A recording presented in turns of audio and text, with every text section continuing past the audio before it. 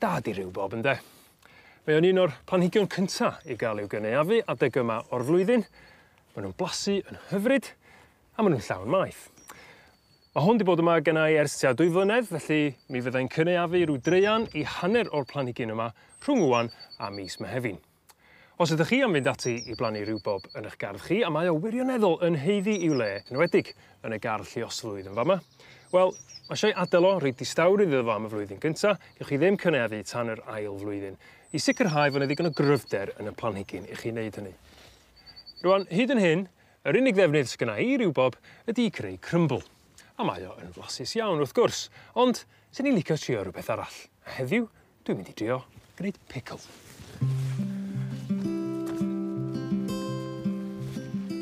Mae hwn yn mynd yn gret efo pysgod o lewaidd neu wedi'w mygu yn enwedig mecryll.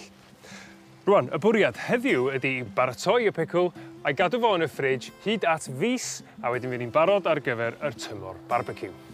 Beth cynta i wneud, wrth gwrs, ydi i dorri y rhubarb.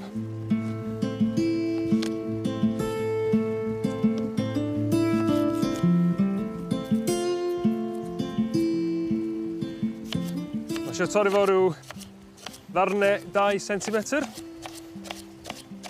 Pan ar amser i fita'r pickle yma, fe chi'n rhoi un llawn o hein yn eich ceg, so ydych chi'n eisiau nhw fod yn rhy fawr. Cofiwch bod chi'n mynd fod i fwyta'r dail ar rhubarb, maen nhw'n gallu bod yn wenwynig iawn, ond mae'r coesyn yn hyfryd.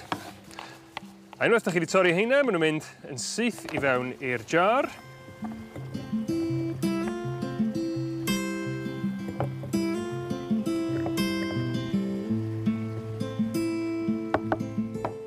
Nesa, da ni'n barod i baratoi yr hylif.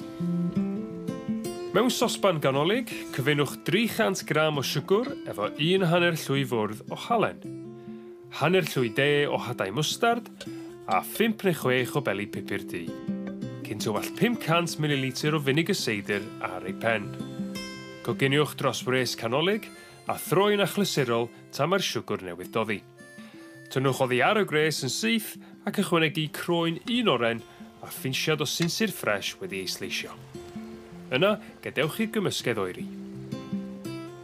A wedyn da ni'n barod i ychwanegu'r hylif at y rhubarb.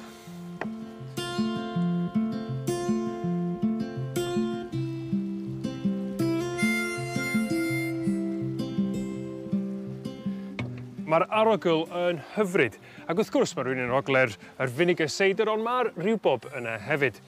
Rhaid fi ddeud, dwi'n edrych ymlaen yn fawr iawn i gael blasu hein. Ond, am y tro, i'r ffridge maen nhw'n mynd, a newn ni dynnu nhw allan o fewn mis, a'i cael nhw fo chydig bach o mecryll ar barbecue cynta y flwyddyn.